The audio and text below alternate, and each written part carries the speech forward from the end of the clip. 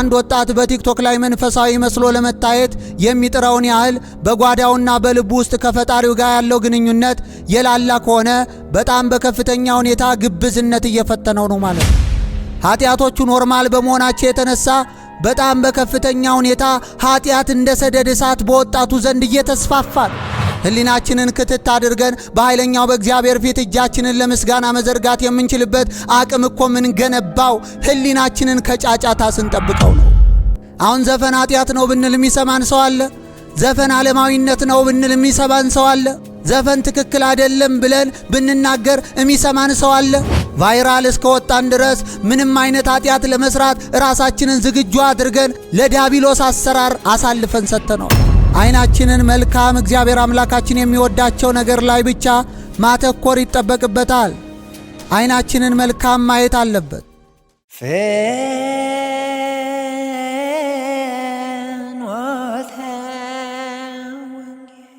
በስመ አብ ወወልድ ወመንፈስ ቅዱስ አሐዱ አምላክ። ከእግዚአብሔር ከአባታችን ከጌታችን ከኢየሱስ ክርስቶስ ጸጋና ሰላም ለሁላችሁ ይሁን። የተወደዳችሁ የእግዚአብሔር ልጆች፣ የማኅበረ ተዋሕዶ ዘኦርቶዶክስ አባላት፣ በዓለም ዙሪያ የምትኖሩ ሁላችሁ እንደምን አላችሁ? ልዑል አምላካችን እግዚአብሔር በኃጢአት በበደል በርኩሰት የባከነው ዘመናችን ላይ ይችን ቀን በዕድሜያችን ላይ ለንስሐ ጨምሮ በዚህ ወንጌል ማዕድ ዙሪያ ተሰባስበን ቅዱስ ቃሉን እንድንማማር ስለረዳን ስሙ የከበረ የተመሰገነ ይሁን። አትለይምና ቅድስት እናታችን ወላዲተ አምላክ እግዚአብሔር ባከበራት የክብር መጠን ከፍጡራን ሁሉ በላይ ከፈጣሪ በታች ስሟ የከበረ የተመሰገነ ይሁን። ረድኤተ እግዚአብሔርን አጋዥ በማድረግ ቲክቶክ በክርስትና እይታ በሚል ርዕስ የጀመርነውን ክፍል 2 ትምህርታችንን ካቆምንበት እንቀጥላለን። እግዚአብሔር መንፈስ ቅዱስ ዕውቀትና ጥበብን ይግለጽልን። ዛሬ የምንኖርበት መረጃ በበዛበት ነገር ግን ማስተዋል በጠፋበት፣ ግንኙነት በሰፋበት ነገር ግን እውነተኛ ፍቅር በራቀበት የዲጂታል ዘመን ላይ ነው። በኪሳችን የያዝነው ስልካችንም ዓለምን ቢያቀርብልንም ነፍሳችን ግን ከፈጣሪና ከእውነተኛ ማንነቷ እያራቃት ይገኛል። በተለይም ቲክቶክ የተባለው መተግበሪያ በረቂቅ ስልቱና በሚስበው ማራኪ ምስሉ የወጣቱን ትውልድ መንፈሳዊ ቅጥር ሰብሮ በመግባት የጸሎት ሕይወቱንና የንጽህና እግዚአብሔር አምላኩ የሰጠውን ጸጋ በከፍተኛ ሁኔታ በዚህ ምድር ላይ እንዳይጠቀምበት ታላቅ የሆነ ተግዳሮት ከፊት ለፊታችን ደቅኗል። እኛ ክርስቲያን እንደመሆናችን መጠን በዚህ ምድር ላይ የምንኖርበት ራሱን የቻለ ዓላማ አለን። መልካሙን ሥራ ለማድረግ በክርስቶስ ኢየሱስ እንደተፈጠርን በፍጹም መርሳትና መዘንጋት የለብንም።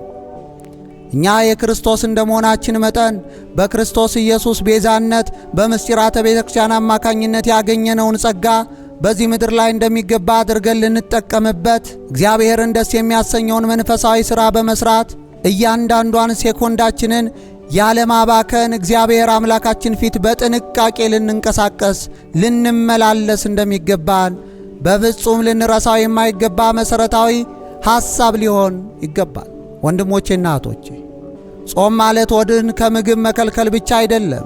ጾም ማለት ነፍስን ወደ ቤቷ የምትመለስበት፣ አእምሮ ከዓለም ጫጫታ ወጥቶ አምላኩን የሚያስብበት ቅዱስ ወቅት ነው። ጾም እንደመሆኑ መጠን ራሳችንን ማየት ይገባናል። ራሳችን እንደሚገባ አድርገን መመርመራችን በጣም አስፈላጊ ነው።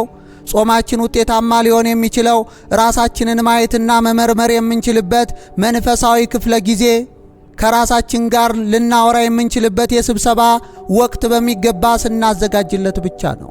ያለበለዛ ግን ጾማችን ረሃብ አድማ ከመሆን በፍጹም ሊያልፍ መንፈሳዊ ሕይወታችን ጠቃሚ የሆነውን መልካሙን ሥራ ለመስራት የምንችልበት ዕድል በፍጹም ሊፈጥርልን አይችልም።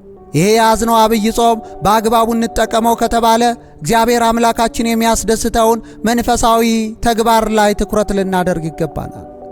ጎዶላችንን በሚገባ ካየን በኋላ እግዚአብሔር አምላካችን የሚወደውን መንፈሳዊ ሥራ ለመስራት ራስ ወደ ሆነው ወደ ልጁ ወደ ኢየሱስ ክርስቶስ ለማደግ በመለኮታዊ መዳፉ ለማረፍ የጸሎት ሕይወታችንን ለማደራጀት መንፈሳዊ ዕውቀታችንን ለማስፋት ለትውልዱ የሚጠቅመውን መንፈሳዊ ሥራ ለመስራት በአገልግሎት ለመጽናት ከቤተ ክርስቲያን ጋር ያለንን ግንኙነት እንደሚገባ ለማሳደግ በኪዳንና በቅዳሴው ላይ ለመሳተፍ ራሳችንን አሳልፈን የምንሰጥበት የተቀደሰ ወቅት ነው። ይህንን እንዳናደርግ ግን በጣም በርካታ ፈተናዎች ከፊት ለፊታችን አሉ። ነገር ግን ዛሬ ስልካችንን ስንከፍት የምናየው የቲክቶክ ዓለም ነፍሳችንን ወደ እግዚአብሔር እንዳትመለከት የሚጋርድ የዲጂታሉ መጋረጃ ሆኖብናል። ቅዱስ ዳዊት ይህን በተመለከተ ይናገራል። ከንቱ ነገርን እንዳያዩ ዓይኖቼን መልስ። መዝሙረ ዳዊት ምዕራፍ 118 ከቁጥር 37 ላይ ይሄን ጸሎት እኛ ሁላችን ልንጸልየው ይገባናል። ዓይናችን በከፍተኛ ሁኔታ እየዋዠቀ ነው ያለው። ዓይናችን ማተኮር ያለበት ቦታ ላይ ማተኮር የሚችልበትን አቅሙን ተቀምቷል። እግዚአብሔር አምላካችንን ደስ የሚያሰኘውን መንፈሳዊ ሥራ ለመስራት የሚያስችለውን የተቀደሰ እይታ ላይ ማተኮር የሚችልበትን አቅሙን በማጣቱ የተነሳ የመንፈሳዊ ሕይወትን አቀበት ለመውጣት የሚችልበት ጉልበት አጥቷል። ተልፈስፍሰናል እኮ ነው ምላችሁ ተወዳጆች። ምክንያቱም ዛሬ ዓይኖቻችን ከንቱ ነገርን ከማየት አልፈው የከንቱ ነገር እስረኞች እስከ መሆን ደርሰዋል። በከንቱ ነገር በጣም በከፍተኛ ሁኔታ ሰርገን በመግባታችን የተነሳ ባርነታችን ለክርስቶስ መሆኑ ቀርቶ ለኃጢአትና ለርኩሰት ለዚህ ዓለም ክፉ አሰራር ራሳችንን አሳልፈን በመስጠት በከፍተኛ ሁኔታ በውርደት ሸለቆ ውስጥ እየተመላለስን እንገኛለን። በዚህ ጾም ወቅት ልባችንን ለእግዚአብሔር ለመስጠት ስንነሳ ትልቁ ፈተናችን የሚሆነው ይሄ ነው። በየሴኮንዱ የሚለዋወጠውና አእምሮአችን በሐሳብ ማዕበል የሚናውጠው በከፍተኛ ሁኔታ መንፈሳዊ ሕይወታችንን በሚገባ ትኩረት እንዳናደርግ ከፍተኛ የሆነ ተግዳሮት የሆነው ቲክቶክ ነው። ተወዳጆች፣ በዚህ ዓለም ውስጥ ሰርገን በመግባታችን የተነሳ ትኩረት አድርገን መጸለይ አቅቶናል። ትኩረት አድርገን መጽሐፍ ቅዱስ ማንበብ የምንችልበት አቅማችን ተወስዷል። ለመንፈሳዊ ሕይወታችን አስፈላጊ ከሆኑ ነገሮች መካከል በግንባር ቀደምነት ሊጠቀስ የሚችለው ዋናው ነገር ትኩረት ነው። መስቀሉ ላይ ማተኮር መቻል አለብን። ሊቶስጥራ ላይ ሥጋው አልቆ አጥንቱ እስኪታይ ድረስ የተገረፈውን ቀራንዮ ኮረብታ ላይ በአምስቱ ቅንዋተ መስቀል ተቸንክሮ እርቃኑን የተሰቀለውን ኢየሱስ ክርስቶስ ላይ ማተኮር እንዳንችል መንፈሳዊ የሚመስል ግን መንፈሳዊ ያልሆነ ማንነትን በከፍተኛ ሁኔታ አደጋ ላይ እየወደቅን መሆናችን ማሳያ ነው። ተወዳጆች፣ ወርቅ የሚመስሉ በጣም በርካታ ነገሮች ሊኖሩ ይችላሉ፣ ግን ወርቅ አይደሉም። ምናልባት ከሩቅ ላያቸው ሰዎች ወርቅ ሊመስሉ ይችላሉ። ጠጋ ብሎ ግን በአግባቡ መመርመሪያ በሆኑ ማሽኖች ሲታዩ ግን ወርቅ እንዳልሆኑ ማረጋገጥ ይቻላል። አሁን በዚህ ዘመን የአምልኮ መልክ ያላቸው በጣም በርካታ ክርስቲያኖች አለን። ወርቅ እንመስላለን። መንፈሳዊ ሕይወታችን እውነተኛ ይመስላል። በተደጋጋሚ የቅዱሳንና የጌታን ስም በመጥራት ቤተ ክርስቲያን ውስጥ ማደጋችንን በንግግር ለማስመስከር እንሞክር ይሆናል። ጠጋ ስንል ግን በጣም አደገኛ የሆነ ዓለማዊነት ውስጣችን የነገሰ ከመስቀሉ ላይ ትኩረታችንን ያነሳን በከፍተኛ ሁኔታ ዓለም ትኩረታችንን የሰረቀችን ደካማ ሰዎች ሆነናል። አንድ ተረት እዚህ ላይ ማንሳት አስፈላጊ ነው ብዬ አስባለሁ። እንግዲህ እንደነገርኳችሁ ጉዳዩ ተረት ነው። በሚገባ ሐሳባችንን ሊገልጽ ይችላል ብዬ ስላሰብኩ ነው ይህንን ለእናንተ ለመናገር አሁን ማንሳቱ አስፈላጊ ነው ብዬ ያሰብኩት። ተወዳጆች፣ አንድ ባህታዊ ከከተማ ወደ በረሃ እየሄደ ሳለ ከዛ በኋላ በጣም በርካታ ጅቦች ወደ ከተማ ሲመጡ ያያቸዋል። እናንተ ጅቦች ወዴት ትሄዳላችሁ ብሎ እግዚአብሔር አምላክ በሰጠው ጸጋ አማካኝነት ጅቦቹን ሲያናግራቸው እኛ በጣም ርቦናል፣ የሚበላ ነገር በጫካ ባለማግኘታችን የተነሳ ከተማ ላይ ያገኘነውን አካል ሁሉ ልንበላ ነው ወደ ከተማ የምንገባው ይሉታል። እንግዳውስ መብላቱንስ ብሉ፣ ክርስቲያን የሆኑትን ግን የክርስቶስ ኢየሱስ የሆኑትን ግን በምስጢራተ ቤተ ክርስቲያን ጸጋውን የተካፈሉትን ግን እንዳትነኩ በእግዚአብሔር ኃይል አምላችኋለሁ አላቸው። በዚህ በባህታዊው ሐሳብ ተስማምተው ወደ ከተማ ሄዱ።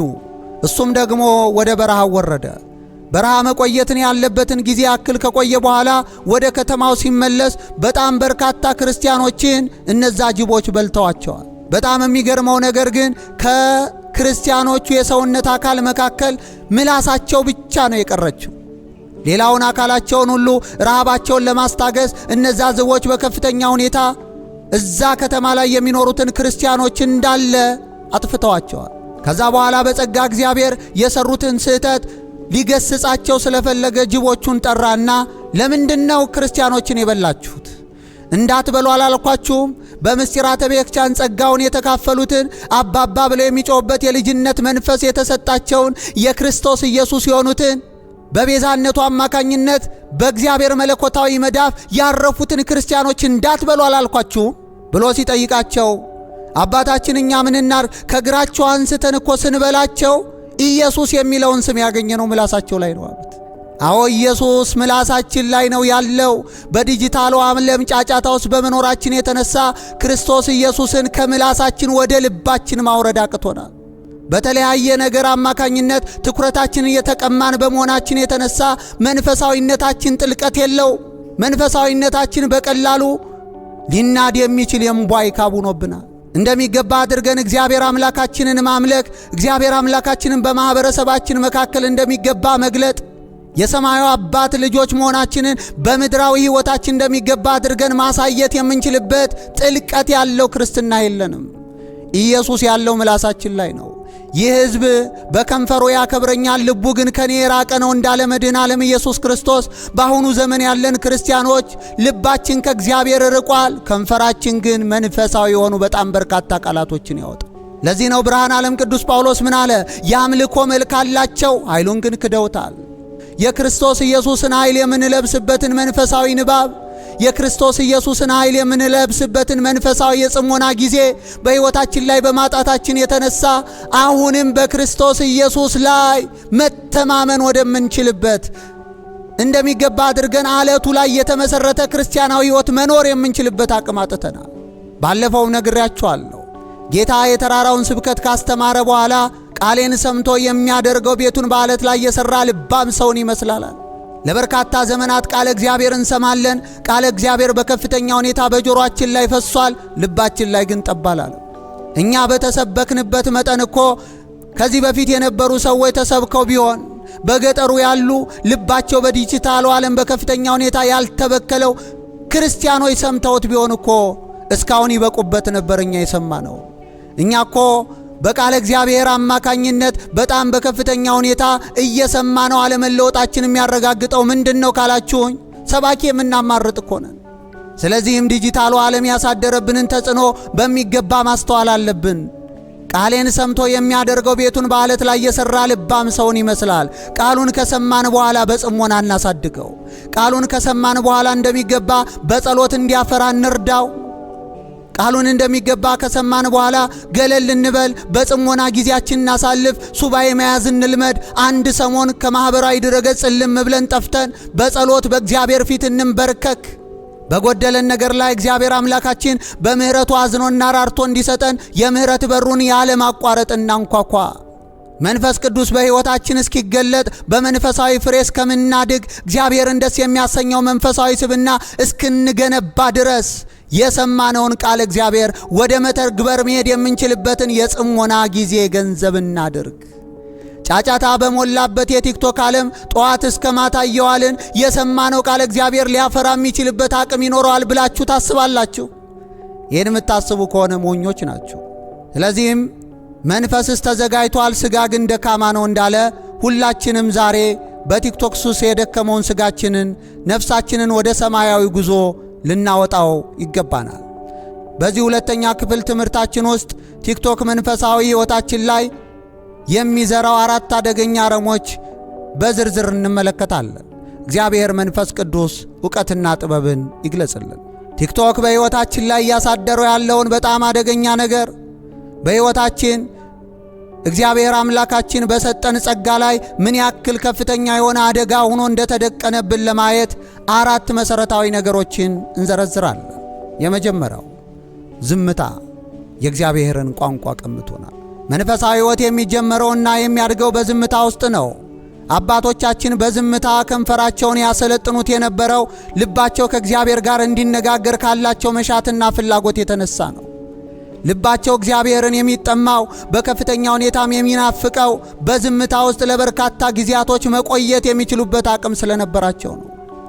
የእግዚአብሔርን ቃል የተናገሯችሁን ዋኖቻችሁን አስቡ፣ የኑሯቸውን ፍሬ እየተመለከታችሁ በእምነት ምሰሏቸው የሚለውን የእግዚአብሔርን ቃል እንደ ደመና በዙሪያችን የከበቡ የቅዱሳን አባቶችና እናቶቻችንን ታሪክ ስናጠና አንደበታቸውን ለመግራት በጣም ከፍተኛ የሆነ መንፈሳዊ ተጋድሎ ያደርጉ እንደነበረ መረዳት ይቻላል። ከነዚህ አባቶች መካከል አጋቶንን ለምሳሌ ማንሳት፣ ሕይወቱንም እንደሚገባ አድርገን ለማስተዋል ምሳሌ አድርገን ልናነሳው እንችላለን።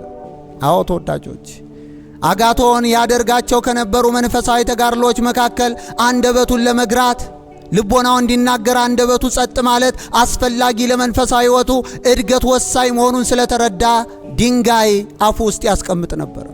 ያችን ድንጋይ ከአንደበቱ የሚያወጣት ሊበላና ጸሎት ሊያደርግ ሲል ብቻ ነው። ዝምታ ለመንፈሳዊ ሕይወታችን እድገት ወሳኝ ነገር ነው። እግዚአብሔር አምላካችንን ደስ የሚያሰኘውን መንፈሳዊ እሴት የምንገነባው በጸጥታ ውስጥ ነው። አንደበታችን ለበርካታ ቃላቶች ተላልፎ አሳልፈን የምንሰጠው ከሆነ መንፈሳዊ እድገታችንን ንግግራችን በራሱ ያቀጭጨዋል። እግዚአብሔር ለነቢዩ ኤልያስ የተገለጠለት በታላቅ ንፋሱ ውስጥ ወይም በምድር መንቀጥቀጥ ውስጥ ሳይሆን በቀጭን የዝምታ ድምፅ ውስጥ ነበረ። አንደኛ ነገሥት ምዕራፍ 19 ከቁጥር 12 ላይ ያለ ኃይለ ቃል ነው። ነፍሳችን የፈጣሪያችንን ድምፅ ለመስማት አእምሯችን ከዓለም ጫጫታ ሊያርፍ ይገባዋል። ዝምታ ለነፍሳችን ኦክሲጅን ነው።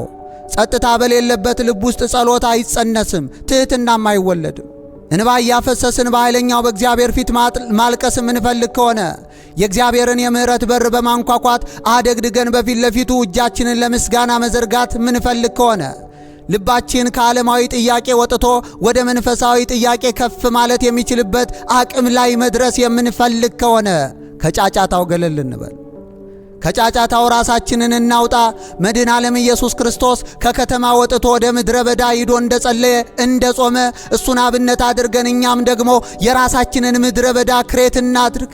የራሳችንን የዝምታ ጊዜ የምናሳልፍበት መንፈሳዊ ዕቅድ እናዘጋጅ። ይህን ለመተግበርም እንደሚገባ አድርገን እንትጋ።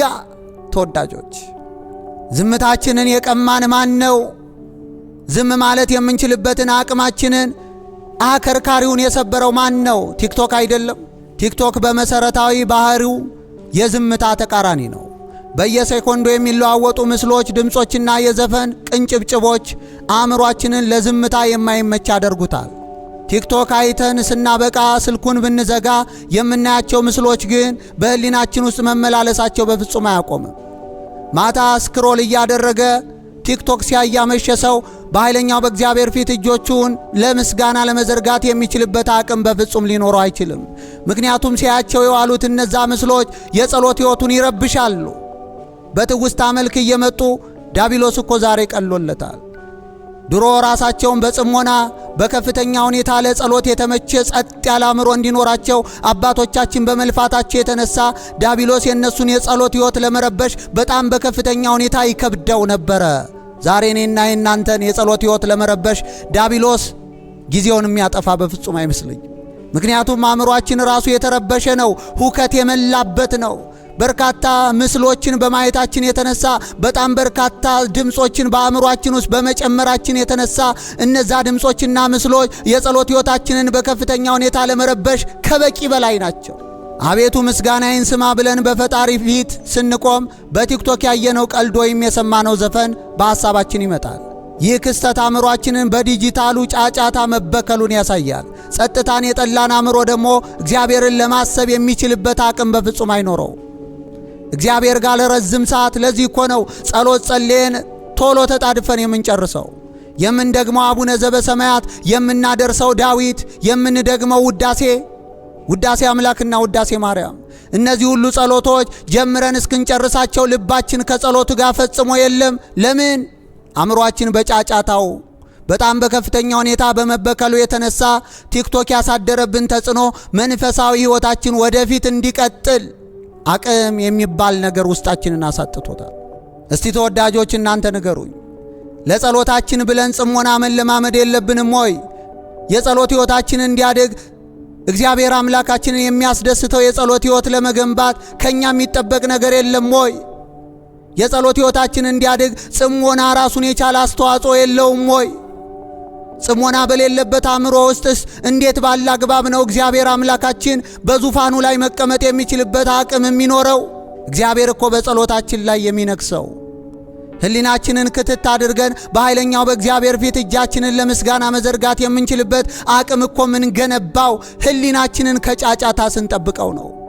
ህሊናችን እንደሚገባ በዓለም ውስጥ ያሉ ድምጾችን ማደሪያቸው እንዳያደርጉት በከፍተኛ ሁኔታ አምስቱ የስሜት ሕዋሳቶቻችን የሚያዩትና የሚሰሙት ላይ በጣም ከፍተኛ የሆነ ጥንቃቄ ስናደርግ ነው መንፈሳዊ ሕይወታችን የሚያድገው።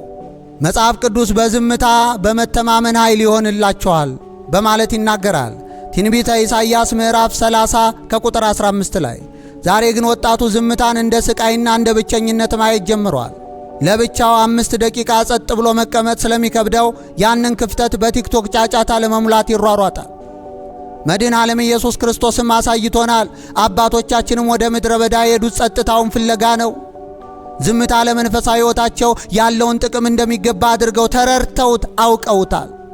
መጽሐፍ ቅዱስም ይህን በተመለከተ በዝምታ በመታመን ኃይል ይሆንላቸዋል ይላል። ዝምታ ኃይላችን ነው። ዝምታ መንፈሳዊ ሕይወታችንን የምናሳድግበት ነው። በተቃራኒው ደግሞ ይህን ዝምታ የቀማን ማን ነው? ወደ ጫጫታው ዓለም እንድንገባ ያደረገን ማን ነው? ዓለም ውስጥ አይደለም እኛ እየኖርን ያለነው። ዓለም ናት በአእምሯችን ውስጥ እየኖረች ያለችው። በዓለም ውስጥ ያንደኛውም የሚነገረውን ነገር ሁሉ እንሰማለን። ይሄ ጫጫታ ደግሞ በከፍተኛ ሁኔታ የጸሎት ሕይወታችንን ይረብሻል። በኃይለኛው በእግዚአብሔር ፊት በግንባራችን ፍግም ብለን እንዳንሰግድ፣ ሕሊናችንን ሰብስበንም ለምስጋና ደግድገን እንዳንቆም ጋሬጣ የሆነው የቲክቶክ ዓለም ጫጫታ ነው። መጽሐፍ ቅዱስ ይህንን ነው የሚነግረን። ቲክቶክ የውስጥ ሰላማችንን ሰርቆ የውጭ ጫጫታ ዓለም ባሪያ አድርጎናል። በጾም ወቅት ስልካችንን የምናስቀምጠው ጸጥታን ፍለጋ ነው። ያ ጸጥታ ደግሞ ወደ ጸሎት፣ ጸሎቱ ደግሞ ወደ እግዚአብሔር ያደርሰናል። ቲክቶክ እያዩ መጸለይ ማለት በማዕበል ባለበት ባህር ላይ ጸጥታን የመፈለግ ያህል የማይቻል ነገር ነው። ስለዚህ መንፈሳዊ ነፃነትን የሚጀምረው አእምሮን ከዚህ ከዲጂታል ጩኸት ማላቀቅ የምንችልበት አቅም ሲኖረን ብቻ ነው። ተወዳጆች፣ ቲክቶክ የሚያሳድርብን በርካታ ተጽዕኖ አለ። እግዚአብሔር አምላካችንን እንደሚገባ ለማገልገል በመለኮታዊ መዳፉ አርፈን በመንፈሳዊ ሕይወት ውስጥ የሚገኘውን የእግዚአብሔርን ፍቅር እንደሚገባ ለማጣጣምና ለመቅመስ እግዚአብሔር አምላካችንን የሚናፍቅ ልቦና፣ መንፈሳዊ ስብዕና ለመገንባት ራሳችንን ከእንደዚህ ያለ ተግዳሮት ነፃ ለማውጣት ዛሬውኑ ጥረት ማድረግ ይጠበቅብናል። የእግዚአብሔርን ቃል የተናገሯችሁን ዋኖቻችሁን አስቡ፣ የኑሯቸውን ፍሬ እየተመለከታችሁ በእምነት ምሰሏቸው ተብሎ በመጽሐፍ ቅዱስ እንደተጻፈልን አባቶቻችን ከእግዚአብሔር ጋር ያላቸውን ግንኙነት በከፍተኛ ሁኔታ ዶግ አመድ አድርጎ የሚያፈርስባቸው ማንኛውንም ነገር በከፍተኛ ጥንቃቄ ይከታተሉት ነበር። እግዚአብሔር ጋር እንዳይኖሩ፣ ለእግዚአብሔር እንዳይታዘዙ፣ እግዚአብሔርን በነገር ሁሉ ከሱ ጋር ያላቸውን ኅብረት ጋር በመንፈሳዊ ዓለም ውስጥ መኖር የሚችሉበትን ዕድል የሚያበላሽባቸው ማንኛውንም ነገር በቸልታ አያዩትም። ወዲያውኑ ከሕይወታቸው ያስወግዱታል። ወዲያውኑ ለመንፈሳዊ ሕይወታቸው ቅድሚያ በመስጠታቸው የተነሳ እግዚአብሔርን የሚገዳደረውን ማንኛውም ወደ ሕይወታቸው ዘልቆ ለመግባት ጥረት የሚያደርገውን አካል በቃለ እግዚአብሔር ሰይፍነት ቆርጠው ከሕይወታቸው ያስወግዱታል።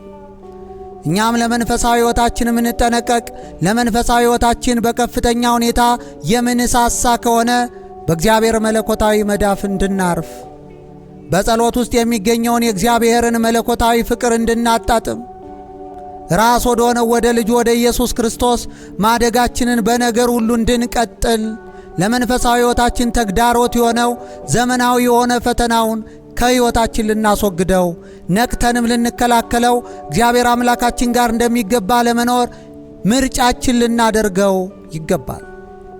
ቅዱሳን አባቶቻችን ጾም ማለት ሆድን ከምግብ መከልከል ብቻ ሳይሆን ዓይናችንን ከማየት፣ ጆሮአችንን ከመስማት፣ አንደበታችንን ክፉ ከመናገር መቆጠብና ሕዋሳቶቻችንን ለእግዚአብሔር መለኮታዊ አሰራር አሳልፈን መስጠት ማለት ነው ይላል።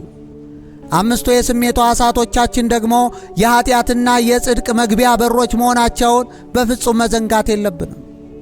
በዓይናችን መልካም ነገር የምናይ ከሆነ፣ በዓይናችን መልካም ነገር የምንከታተል ከሆነ፣ ዓይናችንን ለመልካም ሥራ የምናውለውና የምንጠቀምበት ከሆነ አእምሮአችን ንጹሕ ይሆናል። አእምሮአችን የተቀደሰ ሐሳብ የሚመላለስበት የጽድቅ ሜዳ መሆን የሚችልበት ዕድል ያገኛል። በጆሮአችንም የእግዚአብሔርን ቃል የምንሰማበት ከሆነ፣ በጆሮአችን ቅዳሴ የምንሰማበት ከሆነ ስብሐተ እግዚአብሔር የሚያደርሰው አንደኛው አካላችን ጆሮ እንደመሆኑ መጠን ለዚህ የቅድስና ሥራ አሳልፈን በሰጠንበት አጋጣሚ አእምሮአችን ንጹሕ በመሆኑ የተነሳ፣ የሚገባው ነገር ንጹሕ በመሆኑ የተነሳ አእምሮአችን በቅድስና የታተመ በንጽሕና ሕይወት መኖር ደስ የሚያሰኘው እግዚአብሔር አምላኩን አሳልፎ የሰጠ በዚሁም እንደሚገባ አድርጎ ለመንፈሳዊ ሕይወት ራሱን የሰጠ ሊሆን ይችላል። ጌታችን ይህን በተመለከተ ይናገራል። የሰውነት ብርሃን ዓይንህ ናት። ዓይንህ እንግዲህ ጤናማ ብትሆን ሰውነቱ ሁሉ ብሩህ ይሆናል። የማቴዎስ ወንጌል ምዕራፍ 6 ከቁጥር 22 ላይ። ተወዳጆች ሕዋሳቶቻችንን በአግባቡ ልንጠቀምባቸው ይገባል። ዓይናችንን መልካም ማየት አለበት። ዓይናችንን መልካም እግዚአብሔር አምላካችን የሚወዳቸው ነገር ላይ ብቻ ማተኮር ይጠበቅበታል። ጆሮአችንን በተመሳሳይ እንዲህ ያለውን ተግባር ለመፈጸም ራሱን አሳልፎ መስጠት የሚችልበት አቅም ከገነባ ለኃጢአት የሚጋለጥ ማንነት አይኖረንም። በተቃራኒው ግን በዓይናችን የሚገባው የረከሰ፣ በዓይናችን የሚገባው የማይገባ ለቤዛ ቀን የታተምንበትን ቅዱሱን የእግዚአብሔር መንፈስ የሚያሳዝን ከሆነ ግን ሕሊናችን በጠቅላላ አእምሮአችን በጠቅላላ በጣም በከፍተኛ ሁኔታ የኃጢአት መኖሪያና መመሸጊያ ይሆናል። ይህንን ለኃጢአት የተሞላ የቆሸሸ አእምሮአችንን ይዘን ደግሞ እግዚአብሔር እንደሚገባው መከተል፣ በመለኮታዊ መዳፉ ማረፍ፣ መንፈሳዊ ሕይወትን እንደሚገባ ማደግ የሚችልበትን ዕድል ልንሰጠው በፍጹም አንችልም። በታመመ አእምሮ፣ በታመመ ሕሊና ጤናማ የሆነ መንፈሳዊ ሕይወት መኖር በፍጹም እንደማይቻል አረጋግጬ ነግራቸዋል። ቲክቶክ ለሕዋሳቶቻችን በጣም ከፍተኛ የሆኑ የኃጢአትና የርኩሰት ምርቶችን ወደ አእምሮአችን አስርጎ የሚያስገባ አደገኛ መስኮት ነው። በዘጠናዎቹ 97 98 ላይ ምናልባት ዕድሜያችሁ ነፍስ በምታውቁበት ጊዜ ከሆነ ልታስተውሉ ትችላላችሁ። ወደ አእምሮአችን የሚገባው ማይንድ ሴታችን ላይ ምን ያክል ተጽዕኖ እንደሚፈጥር ይህን ቀላል ምሳሌ በቀላሉ ያስረዳቸዋል ብዬ አስባለሁ።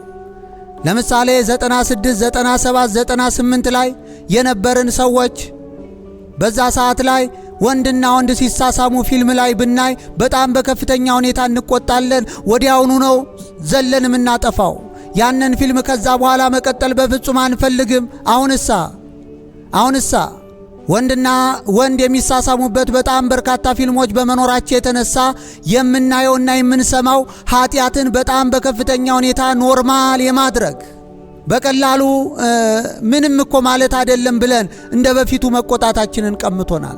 ለምን? በተደጋጋሚ ከማየታችን የተነሳ ያንን ኃጢአት እያቀለልነው ይደናል። እኛ እንኳ ባንፈጽመው የኃጢአት የሚፈጽሙ ሰዎችን ስናይ ወዲያውኑ መበሳጨት፣ በኃይለኛው በእግዚአብሔር ፊት ተንበርክከን ስለዛ ኃጢአት ምድሪቱን እግዚአብሔር አምላክ እንዲጠብቃት በእንባ ወደ እግዚአብሔር መጸለይ፣ ኃጢአቱን ተጸይፈን ለማየት ዓይናችንን መሸፈን የምንችልበት አቅም ነበረን።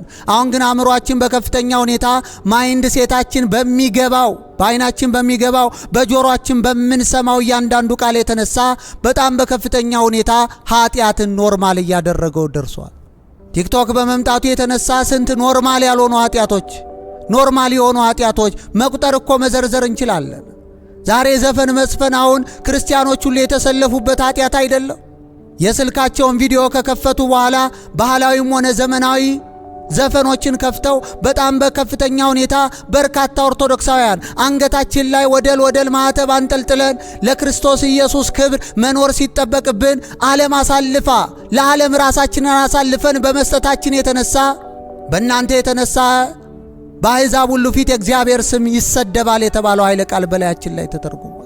አሁን ዘፈን ኃጢአት ነው ብንል የሚሰማን ሰው አለ። ዘፈን ዓለማዊነት ነው ብንል የሚሰማን ሰው አለ። ዘፈን ትክክል አይደለም ብለን ብንናገር የሚሰማን ሰው አለ። ቫይራል እስከወጣን ድረስ ምንም አይነት ኃጢአት ለመስራት ራሳችንን ዝግጁ አድርገን ለዲያብሎስ አሰራር አሳልፈን ሰጥተነዋል። በዚህም የተነሳ እግዚአብሔር አምላክ ያዝናል። ምክንያቱም እኛ ክርስቲያኖች እንደመሆናችን መጠን አባባ ብለን የምንጮህበት የልጅነት መንፈስ ተሰጥቶናል። በቅዱሱ ሜሮን አማካኝነት ልባችንን ዙፋን፣ ሰውነታችንን ድንኳን አድርጎ በእኛ ውስጥ የሚኖረው መንፈስ ቅዱስ ነው። ስለዚህም ኃጢአት ስንሰራ፣ ስለዚህም ርኩሰትን ስንፈጽም፣ ስለዚህም እግዚአብሔር አምላካችን የማይወደውን የዓለማዊ ተግባራቶችን ስንፈጽም በእኛ ውስጥ ያለው መንፈስ ቅዱስ ያዝናል። ለዚህ ነው ብርሃን ዓለም ቅዱስ ጳውሎስ በኤፌሶን መልእክቱ ምዕራፍ 4 ከቁጥር 20 ላይ ለቤዛ ቀን የታተማችሁበትን ቅዱሱን የእግዚአብሔርን መንፈስ አታሳዝኑ ያለው። ቲክቶክ ላይ በጣም በርካታ ኃጢአቶች ኖርማል ሆነዋል። ኃጢአቶቹ ኖርማል በመሆናቸው የተነሳ በጣም በከፍተኛ ሁኔታ ኃጢአት እንደ ሰደድ እሳት በወጣቱ ዘንድ እየተስፋፋ ነው። የሰውነት ቅርጻችሁ ያምራል ተብለው በተደጋጋሚ ኮሜንት የተደረገላቸው ሴቶች ፍትወት የሚቀሰቅስ አለባበስ ለብሰው በዛ የተነሳ እይታ ለመሰብሰብ ቫይራል ላይ ለመውጣት መከራቸውን የሚበሉ በጣም በርካታ ክርስቲያኖች ናቸው ያሉት። በተለይ የሰውነት ቅርጻቸው ያምራሉ የተባሉ ሴቶች አሁን መቀመጫቸውን በማወዛወዝ ብቻ በጣም በርካታ ወጣቶችን ለመሰብሰብ የሚችሉበት እድል በመኖሩ ያንን ለማየት ጓጉቶ የሚሄድ በዚህም የሥጋ እንቅስቃሴ የተነሳ ሳሊቬት የማያደርግ ወጣት ዛሬ ፈልጎ ማግኘት እኮ ከባድ ነው። አንዲት መቀመጫዋን የምታንቀሳቅስ ሴት ጋሪዶ እህት ዓለሜ እኮ እግዚአብሔርን ያሳዝናል ብሎ የጻፈ አንድ ሰው ቢገኝ ያ በኦሪት ዘመን ዝሙት ስትሰራ የተገኘች ሴት በላይዋ ላይ እንደ በረዶ ድንጋይ ባናቷ ላይ እንደሚወርድ በጣም በርካታ ስድብ ያስተናግዳል። በጣም አደገኛ ዘመን ላይ መድረሳችን በዚህ መረዳትና ማስተዋል ይቻላል። አንድ ወጣት ጠዋት ተነስቶ ስግደት ቢሰግድ ቅዳሴ ቢሳተፍ ይህ በመንፈሳዊ ሕይወቱ ግንብ እየገነባ እንደሆነ መረዳት ይቻላል። እግዚአብሔር አምላካችንን ለማገልገል መንፈሳዊ ሕይወታችንን ከትናንት የተሻለው ለማድረግ ጠዋት ተነስተን ብንሰግድ እንደሚገባ አድርገን እግዚአብሔር አምላካችንን በጸሎት ብናገለግል ቅዱሳት መጻሕፍት እንደሚገባ አድርገን ብናነብ፣ ነገር ግን ውሎውን ቲክቶክ ላይ ተገቢ ያልሆኑ ምስሎችን በማየት ካሳለፈ በጾም የገነባውን ግንብ በገዛ እጁ እያፈረሰው ነው። መጽሐፍ ቅዱሴን በተመለከተ ይናገራል። የማቴዎስ ወንጌል ምዕራፍ 5 ከቁጥር 28 ላይ በምኞት ወደ ሴት ያየ ያን ሰዓት የተመኛት ከሷ ጋር አመነዘረ ይላል። ቲክቶክ አላየውም ብለ የምታሳልፋቸው ኃጢአቶች በጣም በከፍተኛ ሁኔታ ሕይወታችን ላይ ተጽዕኖ ይፈጥራሉ። ቀስ በቀስ እየሸረሸሩን ለቅድስና ሕይወት ጥገኛ የነበረውን አመለካከታችንን በከፍተኛ ሁኔታ ይጎዱታል። በዚህም የተነሳ እግዚአብሔር አምላካችን ያዝናል። ሕሊናችን ይበከላል። ለንጽህና ያለው አመለካከት በከፍተኛ ሁኔታ ይጎዳል። ቲክቶክ ላይ ያለው መዘዜ ብቻ አይደለም፣ መንፈሳዊ መሰረት በስውር የሚደረግ ምግባር በከፍተኛ ሁኔታ ጥሶታል። በቲክቶክ አማካኝነት ሰው ካላያቸው የማይመጸውቱ፣ ሰው ካላያቸው የማይጸልዩ፣ ሰው ካላያቸው መንፈሳዊ ተግባራቶችን ለማድረግ ፍቃደኛ ያልሆኑ በጣም በርካታ ሰዎች አሁን ካሜራ ከሌለ በጎ ሥራ መስራት በጣም እየከበደ ያለበት ዘመን ላይ ነን። ካሜራ ፊት የምንሰግድ በርካታ ሰዎች አለን። ካሜራ ፊት እንዘምራለን። ካሜራ ፊት በጣም በከፍተኛ ሁኔታ እናሸበሽባለን። ካሜራ ፊት ከበሮ እንይዛለን።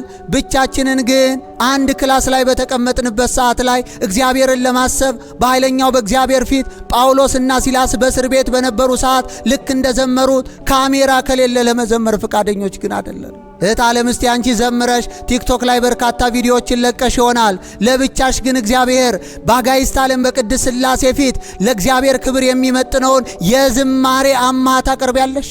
እንደዛ ማታደርጊ ከሆነ አንቺ የቲክቶክ ክርስቲያን ነሽ ማለት ነው። ዲጂታሉ ዓለም በከፍተኛ ሁኔታ መንፈሳዊ ሕይወትሽን እያጠቃው ነው ማለት ነው።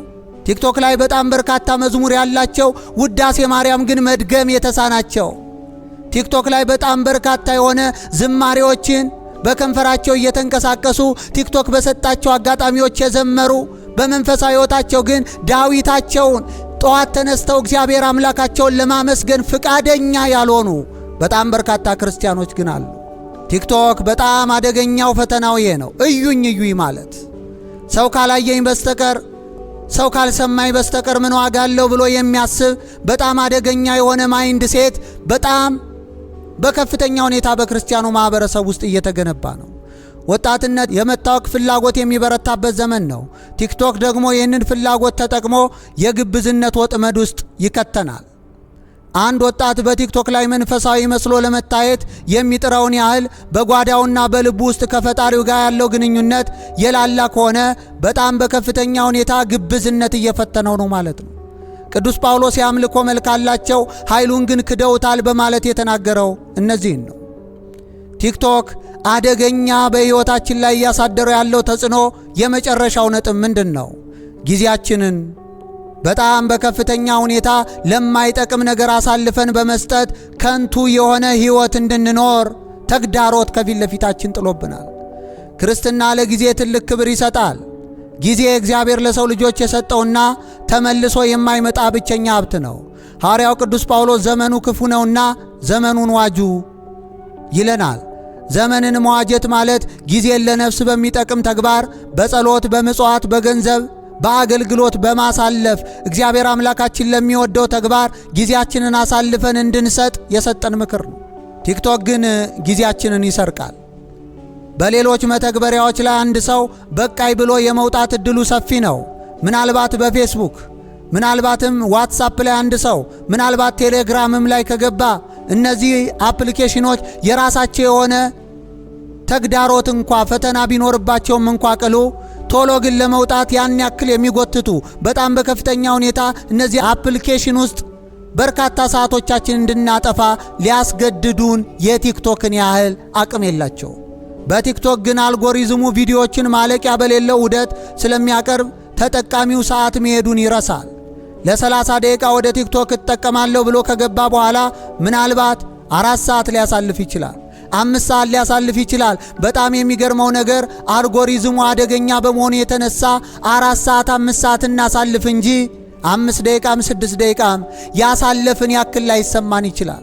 ምክንያቱም በአእምሯችን ውስጥ ዶፓሚን የተባለ በጣም በከፍተኛ ሁኔታ ደስታን እየሰጠ የምንሰራውን ስራ ላይ በከፍተኛ ሁኔታ እንድንቆይ የሚያደርገን ያ አእምሯችን ውስጥ የሚመነጨው የደስታ ስሜት ለረጅም ሰዓት በመቆየታችን በፍጹም እንዳይሰማን አድርጎ በማይረቡ ነገሮች ጊዜያችን እንዲጠፋ ይፈትነናል። አሁን በጣም በሚያሳዝን ሁኔታ የበርካታ ተማሪዎች የበርካታ ሰራተኞች ሕይወት በማን እየተፈተነ ነው? ጊዜያችንን የሚበላው ማን ነው? በጊዜያችን ላይ የሚጫወተው በዚህ ዘመን የመጣብን ጋሬጣ ማን ነው? ቲክቶክ። ቲክቶክ ካልሆነ ታዲያ ማን ብለን ልንጠራ እንችላለን? ተወዳጆች እስቲ አንድ ጥያቄ ልጠይቃችሁ። ቲክቶክ 4 ሰዓት ላይ ካሳለፋችሁ በኋላ መጽሐፍ ቅዱስ ላይ ስንት ደቂቃ ታሳልፋላችሁ? ነው መጽሐፍ ቅዱስም ጭራሹን ትዝም አይላችሁ? ማታ በቲክቶክ የተነሳ ወደ እንቅልፋችሁ አምሽታችሁ ከሄዳችሁ በኋላ ጠዋት ለኪዳን ስንት ደቂቃ ትሰጣላችሁ? ቀንስ ለቅዳሴ ምን ያክል ሰዓት ለእግዚአብሔር ታስረክባላችሁ? ራሳችሁን መጠየቅ አለባችሁ። ለመጽሐፍ ቅዱሳችሁ የምትሰጡት 30 ደቂቃ ሆኖ ሳለ ቲክቶክ ላይ ግን 5 ሰዓት የምታጠፉ ከሆነ ተሞኝታችኋል። በጣም በከፍተኛ ሁኔታ መንፈሳዊ አደጋ ላይ እንዳላችሁ ይህንን አረጋግጬ ነግራችኋል። አትሞኙ። መጽሐፍ ቅዱሳችሁ ላይ ረጅም ሰዓት ማሳለፍ ሲጠበቅባችሁ የቤተክርስቲያንን ምስጢራት የሚያስረዱ በርካታ በቤተክርስቲያናችን በተለያዩ መምህራን የተጻፉ መጻሕፍቶችን ማንበብ አቅቷችሁ 4 ገጽ አንብባችሁ አቋርጣችሁ ከተዋችሁት በኋላ ቲክቶክ ላይ ግን 5 ሰዓት እያጠፋችሁ 6 ሰዓት እየዋላችሁ 4 ሰዓት ድረስ እንደዚህ ባለው ሁኔታ ለማይረባ ነገር ጊዜያችሁን አሳልፋችሁ እየሰጣችሁ ከሆነ እግዚአብሔር ይታዘባችኋል። ለቤዛ ቀን የታተማችሁበት ቅዱሱ የእግዚአብሔር መንፈስንም ታሳዝናላችሁ። እንዲህ ያለ ነገር በጣም አደገኛ ነው። ቆም ብለን ልናስብበት ይገባል። ተወዳጆች ወጣትነት ትልቅ ራዕይ የሚሰነቅበት መንፈሳዊ መሰረት የሚጣልበት ወርቃማ ዘመን ነው። ቲክቶክ ግን ይህንን ወርቃማ ጊዜ ወደ ዲጂታል ባርነት ይለውጠዋል። በአንድ ወቅት አንድ ወጣት በቀን 3 ሰዓት ቲክቶክ ላይ ካሳለፈ በዓመት ውስጥ 1095 ሰዓታትን ያሳልፋል። እስቲ ያስቡ። 3 ሰዓት ብለን ያሰብነው በጣም በጥቂቱ ነው። ቲክቶክ ላይ ግን የምናሳልፈው በቀን 3 ሰዓት አይደለም፣ በጣም በርካታ ሰዓት። የቲክቶክ ሱሰኛ በመሆናችን የተነሳ በማንኛውም የሥራ አጋጣሚ እረፍት ባገኘንባቸው ጊዜያት ቀጥታ ዘው ብለን የምንገባው ስልካችን ውስጥ ካሉ አፕሊኬሽኖች መካከል የምንከፍተው ቲክቶክን ነው። ከሰው ጋር እያወራንም እጃችን ስለለመደበት ወዲያውኑ ስልካችንን ዳብሰን ወዲያውኑ የምንከፍተው ቲክቶክን። 3 ሰዓት የተባለው በጣም ትንሹ እንደው ማስተዋይ ተጠቃሚ ሊሆን ይችላል በዚህ ሰዓት 3 ሰዓት ላይ ቲክቶክ ላይ የሚቆየው። እርግጠኛ ነኝ ከ5 ሰዓት በላይ አብዛኞቻችን ቲክቶክ ላይ ጊዜያችን እናጠፋል። ንባብ የአእምሮ ምግብ ነው። መንፈሳዊ ንባብ ደግሞ የነፍስ ኃይላችን ነው። ቲክቶክ ላይ ግን ላዩን መቅረት፣ እግዚአብሔር አምላካችንን በአግባቡ ለመገንዘብ ጥልቅ ንባብ ውስጥ ለመግባት የጸሎት ሕይወታችንን በሚገባ እያሻሻልን ከቅዱስ ቁርባኑ ጋር ያለንን ኅብረት በደንብ አድርገን ማጠናከር፣ ዕለት ዕለት ራስ ወደ ሆነው ወደ ልጁ ወደ ኢየሱስ ክርስቶስ ማደግ የምንችልበትን መንፈሳዊ ሕይወታችንን ማደላደል፣ ለእነዚህ ሁሉ ነገሮች ጊዜ ያስፈልጋል። መንፈሳዊ ሕይወታችን የሚገነባው እግዚአብሔርን ደስ የሚያሰኝ መንፈሳዊ ስብዕና የምናደራጀው ጊዜ በመስጠት ነው። ዛሬ ለእግዚአብሔር ጊዜ ያጣ በጣም በርካታ ኦርቶዶክሳዊ አለ። ይሄንን በድፍረት ነው የምናገረው። 5 ሰዓት ለቲክቶክ የምትሰጥ ከሆነ አሚን አሚን እያልክ ስለዋልክ አይደለም። መንፈሳዊ ለውጥ የሚመጣው በጽሞና ነው። መንፈሳዊ ለውጥ የሚመጣው እግዚአብሔር አምላክ ጋር በሚገባ በማሳለፍ ነው። ተዘክሮተ እግዚአብሔር ነው የሚጠቅመው። መጻሕፍትን እንደሚገባ አድርጎ ማንበብ ነው። ገድለ ቅዱሳን እንደሚገባ መመልከት ነው መንፈሳዊ ሕይወታችን የሚያሳድገው። ከዚህ ውጭ ግን ከሆነ መንፈሳዊ ሕይወታችን የላይ ከላይ ይሆናል። ቃሌን ሰምቶ ቤቱን በዓለት ላይ ያልመሰረተ፣ ቃሌን ሰምቶ የማያደርገው ግን ቤቱን በአሸዋ ላይ የመሰረተ ሰነፍ ሰውን ይመስላል። ቃሉን እኮ ሰምቷል። ይሄ ሰውዬ ግን ችግሩ ምንድነው? ቤቱን በዓለቱ ላይ አይደለም የሰራው። ቃሉን መስማት ብቻ አያድንም እኮ። ቃሉን መስማት እኮ መንፈሳዊ እድገታችንን አያመጣውም እኮ። ቃሉን ከሰማን በኋላ ወደ ተግባር መሄድ አለብን። ያ ቃሉን ከሰማን በኋላ የምንተገብረው መንፈሳዊ ተግባር ደግሞ ጊዜ ይፈልጋል። ቃሌን ሰምቶ የማያደርገው ቤቱን በአሸዋ ላይ የመሰረተ ሰነፍ ሰውን ይመስላል።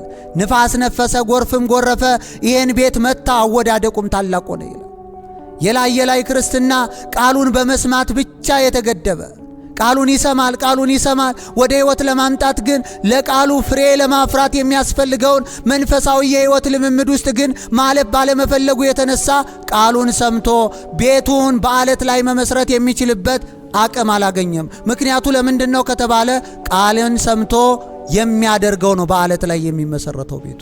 እኛ ግን ቃሉን እንሰማለን። ይሄ መንግሥት ወንጌል በዓለም ሁሉ ይሰበካል አለ። ይሄ ትንቢት የተፈጸመው በፌስቡክ ካልሆነ በምን ሊሆን ይችላል? አሁን እኮ የእግዚአብሔር መንግሥት ወንጌል እኮ እየተሰበከ ነው። በአራቱም ማዕዘን እኮ የእግዚአብሔር ቃል እየተነገረ ነው። ማን ነው ግን እየኖረው ያለው የኔ የእግዚአብሔር ቃል? የእግዚአብሔርን ቃል ከሰማን በኋላ ለመተግበር መንፈሳዊ ሕይወት እንደሚገባ አድርገን ለመለማመድ ራስ ወደ ሆነው ወደ ልጅ ወደ ኢየሱስ ክርስቶስ ለማደግ ጊዜ የሰጠው ሰው ግን ማን ነው? ቃሉን ለፍሬ ያበቃ ሰው ማን ነው? የማቴዎስ ወንጌል ምዕራፍ 13 ላይ ዘሩን ሊዘራ ወጣ ይላል። አንደኛው በመንገድ ዳር ወደቀ፣ አንደኛው ለም አፈር በሌለው ጭንጫ በሆነ መሬት ላይ ወደቀ፣ አንደኛው ደግሞ እሾህ በዙሪያው በነበሩበት መሬት ላይ ወደቀ። እነዚህ ሦስቱ መሬቶች ዘሩን ከተቀበሉ በኋላ ለፍሬ ማብቃት የሚችሉበት አቅም አልነበራቸውም። አራተኛው መሬት ግን ለም በመሆኑ የተነሳ ዘሩ ወዲያውኑ እንደወደቀ 30 60 ዓመቱ ያማረ ፍሬ አፈራ። ዛሬ ቃሉን እንሰማለን፣ ፍሬ ግን አናፈራም።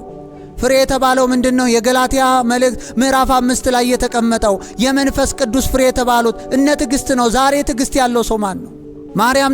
ማርያምን ተናገርክብኝ ብሎ እኮ ወገቡን ይዞ የሚሳደብ ነው። ዋዛ ፈዛዛ የሚወድ ለሀገሩም ለቤተ ክርስቲያንም የማይጠቅም አደገኛ በሆነ መንገድ ላይ በጽናት እየተራመደ ያለ ነው። መጽሐፌን በተመለከተ ሲናገር ምን ይላል? ለሰው ቅን የምትመስል መንገድ አለች፣ ፍጻሜዋ ግን ሞት ነው ይላል። መንፈሳዊ ሕይወታችንን ለመገንባት እግዚአብሔር አምላካችን የሚያስደስተው መንፈሳዊ ሕይወት ለመኖር ጊዜ ያስፈልጋል። ጊዜያችን ግን በጣም በከፍተኛ ሁኔታ እየጠፋ ያለው በቲክቶክ በማህበራዊ ድህረ ገጽ እግዚአብሔር አምላክ በማይከብርበት እንደዚህ ባለ ምልልስ መሆኑን አስተውለን ራሳችንን ለማረምና ለማስተካከል ይህንን አብይ ጾም በአግባቡ ልንጠቀምበት ይገባል። ያስተማረን የመከረን አምላካችን ስሙ የከበረ የተመሰገነ ይሁን። ወስብሐት ለእግዚአብሔር ወለወላዲቱ ድንግል ወለመስቀሉ ክቡር። ይቆየን።